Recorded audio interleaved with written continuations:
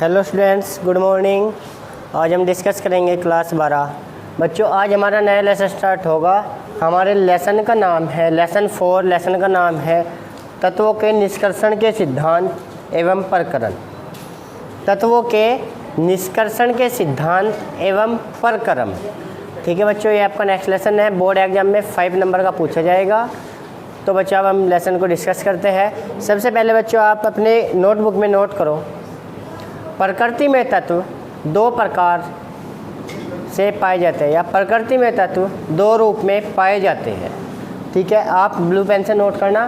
प्रकृति में तत्व 2 प्रकार से पाए जाते हैं। नंबर 1 मुक्त अवस्था में, नंबर 2 संयुक्त अवस्था में। अब आप नंबर 1 डालोगे मुक्त अवस्था में। बच्चों, मुक्त अवस्था में वे तत्व पाए जाते हैं जिनकी क्रियाशीलता बहुत ही कम होती है, यानी अन्य धातुओं की अपेक्षा उनकी क्रियाशीलता बहुत कम होती है। वे अन्य धातुओं से क्रिया न करके तो वे अलग से ही अपनी मुक्त अवस्था में पाए जाते हैं। जैसे गोल्ड हुआ, या चांदी हुई, या प्लेटिनम हुआ, ये अन्य धातुओं से बहुत कम क्रिया करते हैं और ये प्रकृति में मुक्त अवस्था में पाए जाते हैं। अब आप इसके अंदर नोट करो, मुक्त अवस्था में वे तत्व जिनकी क्रियाशीलता अन्य धातुओं से कम होती है। वे तत्व जिनकी क्रियाशीलता अन्य धातुओं से कम होती है प्रकृति में मुक्त अवस्था में पाए जाते हैं। जैसे सोना, चांदी, प्लेटिनम। ठीक है बच्चों, अब इसके बाद आप नंबर 2 डाल लो संयुक्त अवस्था में।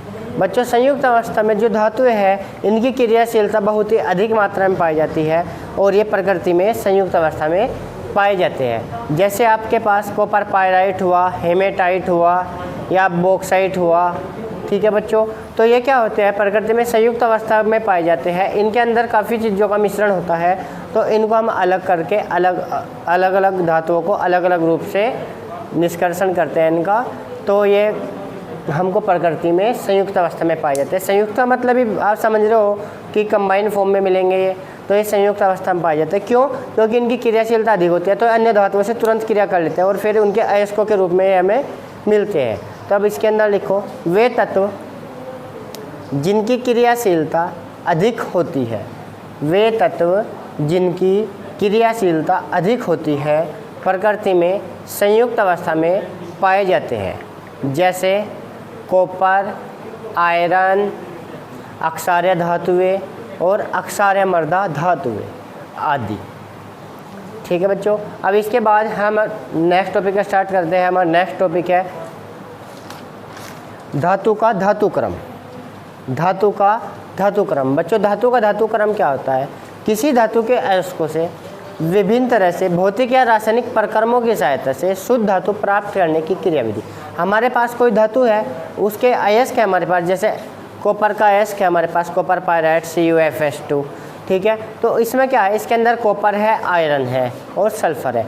तो अगर हमको कॉपर प्राप्त करनी है तो इसमें क्या काम करेंगे हम कि विभिन्न प्रकार से, या तो भौतिक प्रोसेस से या रासायनिक प्रोसेस से, भौतिक प्रक्रम या रासायनिक प्रक्रम की सहायता से शुद्ध धातु प्राप्त करेंगे, तो उसको हम बोलेंगे धातुक्रम।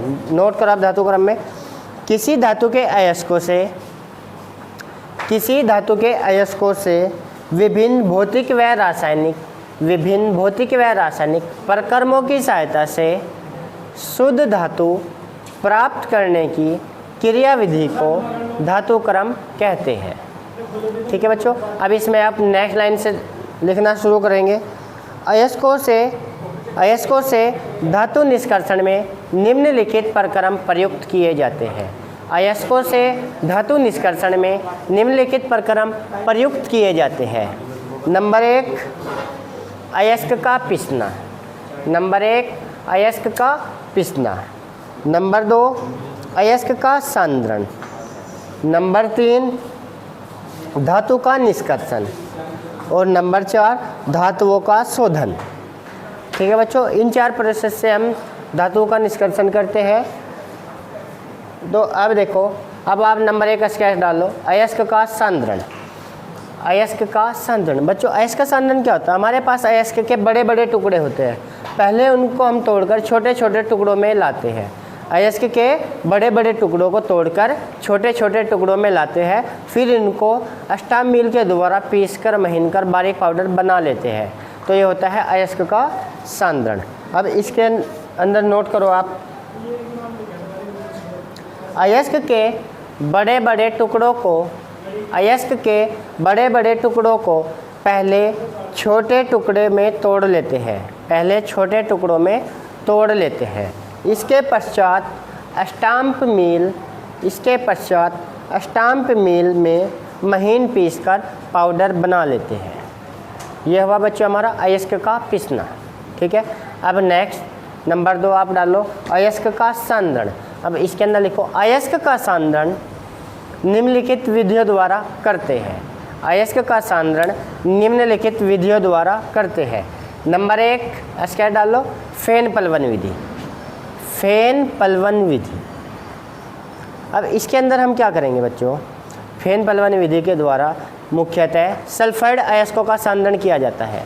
फेन पलवन विधि के द्वारा मुख्यतः सल्फाइड अयस्कों का सांद्रण किया जाता है जब अयस्क के अंदर सल्फाइड होते हैं। ठीक है, तो अब इसमें हम देखते हैं, इसके अंदर हम क्या करते हैं, फेन पलवन विधि में हम ये एक फिगर बनाएंगे। आप इस फिगर को अपनी नोटबुक में बनाएंगे।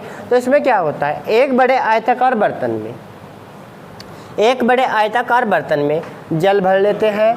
उसके अंदर हम पोटेशियम एथिलजैंथेट, कपूर का तेल या चीड़ का तेल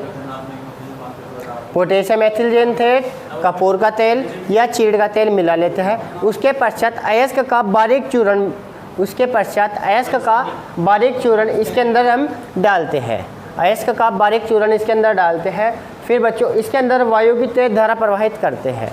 वायु की तेज धारा प्रवाहित करने से जो सल्फाइड अयस्क था वो झाग के रूप में बर्तन की ऊपरी सतह पर आ जाता है, और जो अशुद्धियाँ पानी से भीगकर भारी होकर बर्तन की तली में बैठ जाती है। इस प्रकार हम सल्फाइड अयस्क को झाग के रूप में एकत्रित कर लेते हैं। इस प्रकार हम सल्फाइड अयस्कों का सांद्रण करते हैं। तो एक बार मैं और रिपीट करता हूँ, इस विधि में एक बड़े आयताकार बर्तन में चीड़ का तेल या कपूर का तेल या पोटेशियम एथिलजैंथेट मिला लेते हैं। इसके पश्चात इसमें अयस्क का बारीक चूर्ण मिला देते हैं। अयस्क का बारीक चूर्ण मिलाने के पश्चात इसमें वायु की तेज धारा प्रवाहित करते हैं। वायु की तेज धारा प्रवाहित करने पर सल्फाइड अयस्क के कण चीड़ के तेल की सहायता से झाग के रूप में बर्तन की ऊपरी सतह पर आ जाते हैं और अशुद्धियाँ भीगकर बर्तन की तली में एकत्रित हो जाती है। सल्फाइड अयस्क के कणों को हम एकत्रित कर लेते हैं। ठीक है बच्चों, तो अब आप नोट करना शुरू करो। इस विधि में एक बड़े आयताकार बर्तन में जल भर लेते हैं तथा इसमें धातु के अयस्कों का चूर्ण डाल देते हैं। इसमें थोड़ी मात्रा में चीड़ का तेल या कपूर का तेल तथा पोटेशियम एथिलजैंथेट मिला लेते हैं। इसमें थोड़ी मात्रा में चीड़ का तेल, कपूर का तेल या पोटेशियम एथिलजैंथेट मिला लेते हैं और फिर मिश्रण में एक पाइप की सहायता से वायु की तेज धारा प्रवाहित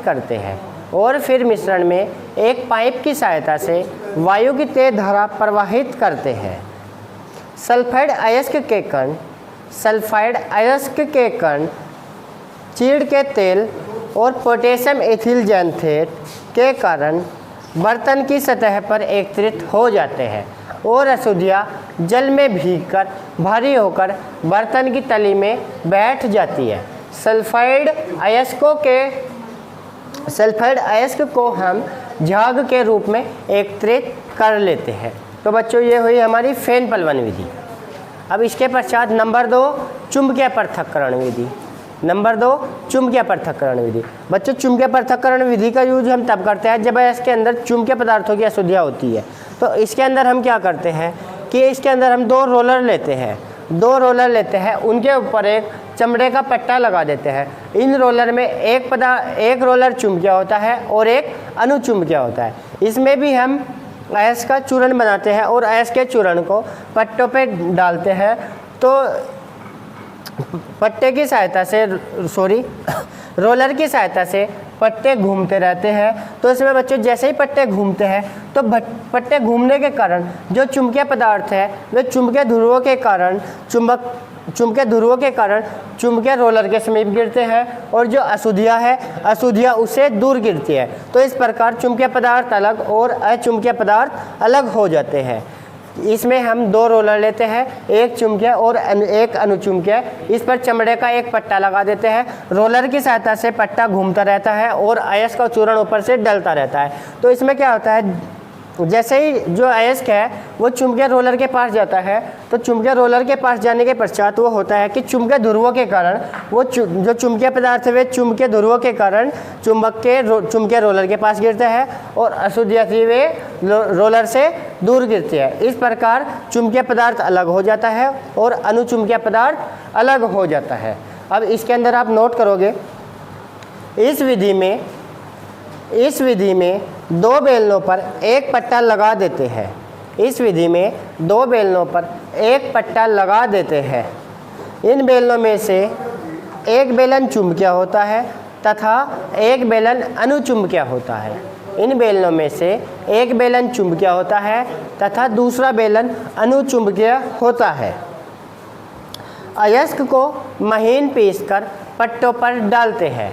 अयस्क को महीन पीसकर पट्टों पर डालते हैं।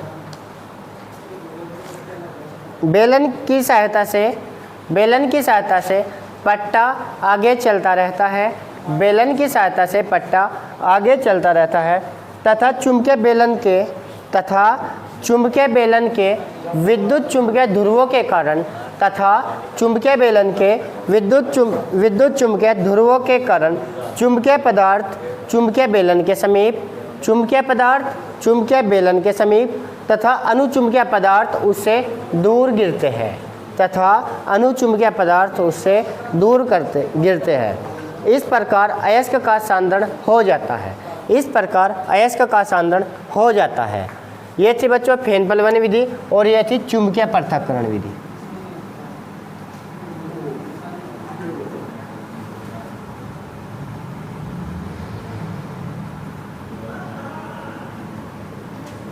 अब बच्चों नेक्स्ट है हमारी गुरुत्वीय पृथक्करण विधि। तो बच्चों गुरुत्वीय पृथक्करण विधि में हम क्या करते हैं कि एक बर्तन होता है और बर्तन के अंदर हम जल भर लेते एक बर्तन लेते हैं और बर्तन के अंदर हम अयस्क को डाल देते हैं। अब उसको हम क्या करते हैं, उसके अंदर हम पानी की तेज धारा प्रवाहित करते हैं।